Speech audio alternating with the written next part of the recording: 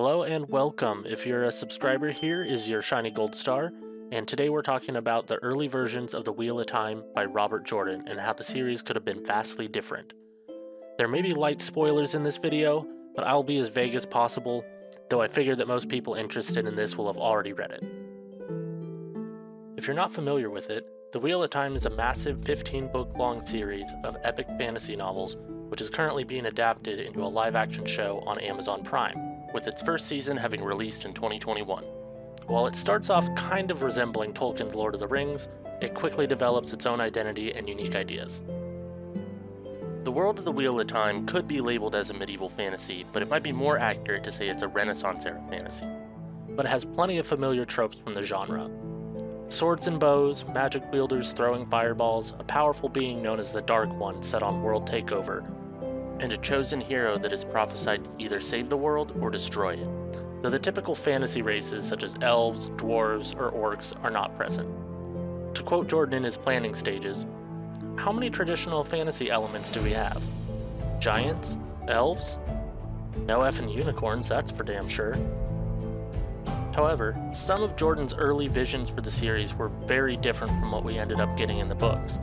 In fact, there are still some holdovers left in the early books, concepts that were probably meant to be much larger that were left to the wayside as the author more clearly defined the direction the series was headed. For some reason, I am fascinated by the whole what could have been of it all. I love the books we got, but I'd also love to visit an alternate reality where more of the original ideas had stayed in and were more fleshed out. There's a blog post by Adam Whitehead from 2018 which recounts how he had a chance to look at some of Jordan's original notes for the Wheel of Time. He calls this first version of the series the death metal Wheel of Time, and like George R.R. Martin, but on acid. Instead of the Dark One being a primordial god of destruction and chaos called Shaitan, the main antagonist was a powerful, immortal, demonic alien warlord from another dimension known as Sakan, who repeatedly invades the main world of the series through gateways called portal stones. This difference alone is fascinating to me, because it fundamentally changes the entire conflict of the story. Instead of a battle between the armies of the light and the servants of the dark, it's about a conflict between the forces of two different realities. The world is still very much at risk, but it's not a battle for the existence of reality itself.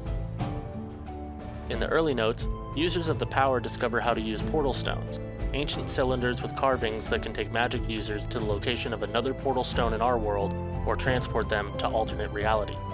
They spend years using them to attempt to contact other intelligent life and explore other worlds.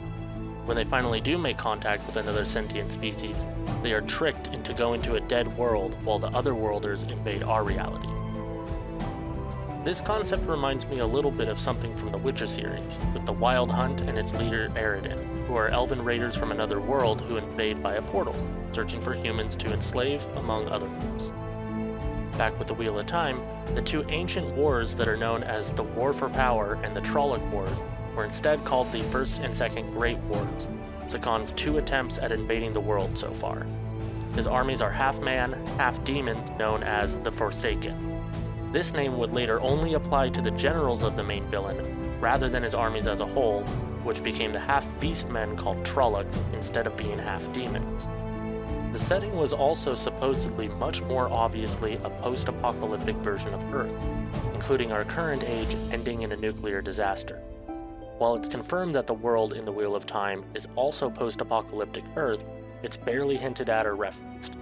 The nuclear disaster element seems to have morphed into the idea of male magic users going insane and becoming the equivalent of nuclear bombs themselves. There were even originally supposed to be other, quote, gods on the level of Sakan around, which were unpredictable and dangerous but not necessarily evil. These might have morphed into the concept of the Aelfin and Iolfin. The fact that the portals and other dimensions or worlds are much more central to the conflict in this early version is very interesting. The finalized story does contain portal stones, but they don't feature that much after the early books, beyond a few specific instances such as the Ways or the Realms of the Finn. Light spoilers here for Book 2. These portal worlds are really only explored in any detail in Book 2, The Great Hunt. The main party gets transported into an alternate reality when someone accidentally uses magic while asleep near a portal stone. that reality is very similar to the main one that they came from, and since they are on a great hunt and time is of the essence, they just continue to travel in this alternate world until they find another portal stone in there and travel back.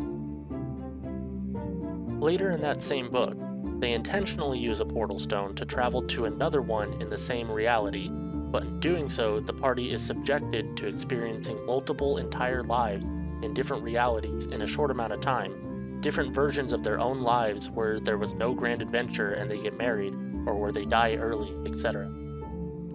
The only other real significance of the portal worlds in the published books is that one of the antagonistic nations, the Shanchan, used the portal stones to pull in creatures from another reality to use in their armies, such as Rocken, which are essentially non-fire-breathing wyverns, and Grolm, giant reptilian beasts the size of bears.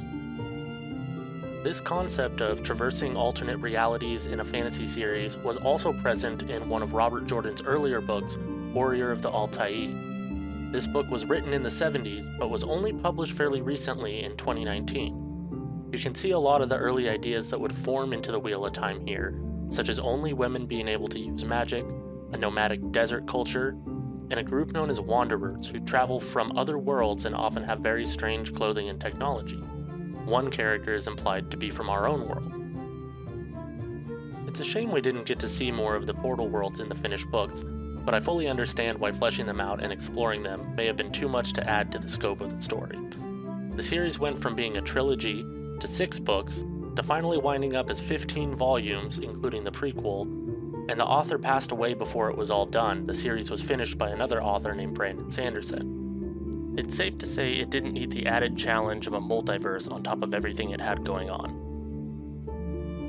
Along with the major changes to the antagonist, overall conflict, and setting of the Wheel of Time, there are quite a few major character and story differences, as you might imagine. The story was originally far more grimdark and brutal than the final product, including far more depictions of violence, torture, and other acts that would warrant being called George R.R. Martin on acid. Men who were cut off from the power were also gelded so they couldn't produce, and the act of gentling or stilling was more akin to a lobotomy. This was toned down to appeal to a wider audience, but you can see some examples of this type of writing in Warrior of the Altai. The world itself had quite a few changes. Instead of one massive blight in the north of the map, there were smaller blights spread around the world. There were naturally occurring Angreal, which boosted use of the power in the area around them instead of cutting it off like the Steadings. Saw Angreal, relics you could hold to greatly increase your power, were much rarer and each one was named, kind of like the Choden Call. The city of Tar-Valon was located directly on the slopes of Dragonmount, and they had dedicated channelers to keep the volcano from erupting. Jordan had initially wanted to avoid the trope of farm boy in a small village setting off on an adventure that had been done to death even then, so the main character was originally envisioned as a seasoned veteran in his middle years when destiny taps him on the shoulder. At first, Rhys-Sal Thor, not Rand, was essentially given the roles and storylines of all the main Emmons Field boys, such as an affinity for wolves and manipulation of random chance. Jordan realized this was too much for one character and split it into 4: Rand, Matt, Perrin, and Daniel. Daniel, who is a character still in the books, was originally supposed to go with the other boys when they left Emmons Field and was going to play a larger part in the story, but wouldn't be important until, quote, about book 5, Jordan said. His wife/editor suggested not keeping a character around for several books with nothing to do, and Robert admitted it was embarrassingly easy to write him out of the party in the first book and leave him in Emmons Field. This change was made too late for the cover design of the book, however, which is why there's too many people in the party. The character of Morgaze was originally not Queen of Andor, but Queen of another unnamed country. She was still the mother of Galad and Gawain, however Elaine, or Ellen in this version, was the daughter of the Queen of Andor and unrelated to the other 3. Morgaze was more of a seductress in this version, similar to Barrelane in the published series. In a surprising move, Rhys sleeps with her, which drives Galad into a blind rage and causes him to join the Shadow and also become a channeler. Reese would have had a subplot where he would be shipwrecked and wind up on the shores of a distant supercontinent ruled by women, which would later become the Shanshan Empire after multiple rewrites. He would fall in love with the daughter of a ruler who was a general in her own right. Reese then fights with the Dark One in this land, which reveals him as a channeler to himself and everyone else, so he must flee. During this arc, he realizes he is the Dragon Reborn, so he leaves with his girlfriend and takes her army to the Stone of Stare, which would become Tyr. There would also be another subplot where Reese would form a plan to defeat the Dark One, which fails disastrously, leading to him being blinded and having his hand cut off on the orders of the Queen of Andor, though this would later be healed. This corresponds to the white-hot iron viewing that Min has in the published books, even though this plot was seemingly abandoned long before publication. At some point after the decision to make Reese younger and split his responsibilities into 4 roles, there was a plot where the boys were taken to the City of the Power Wielders, where Reese meets Ellen, the daughter of the Queen of Andor.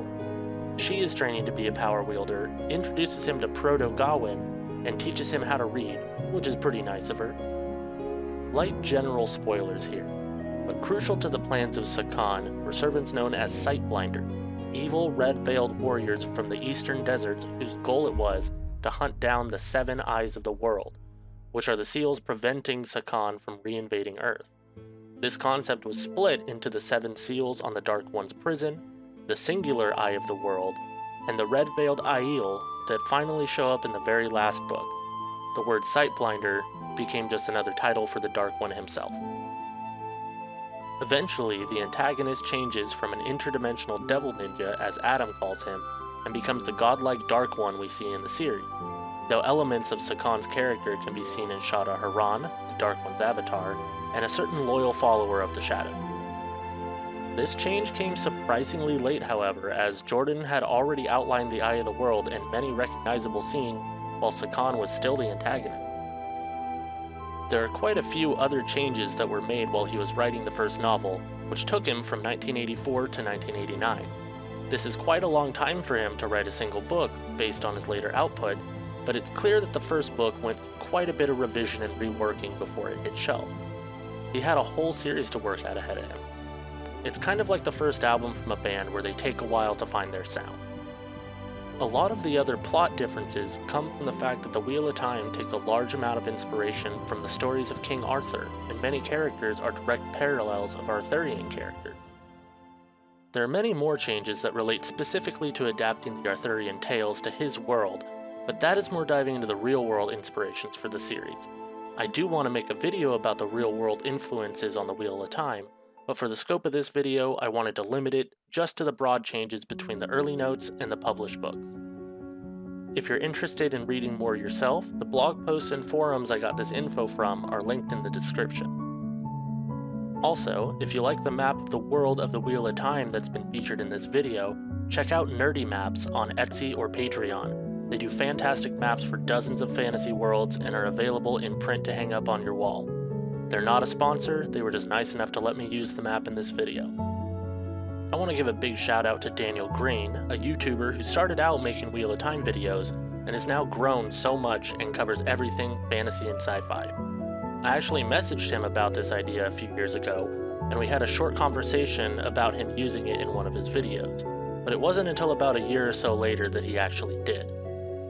I'd like to thank Daniel for including my idea for a topic in his video, while not going so much into detail about it so that this video would just be a copy of one of his. Thank you for watching, and I'll see you next time.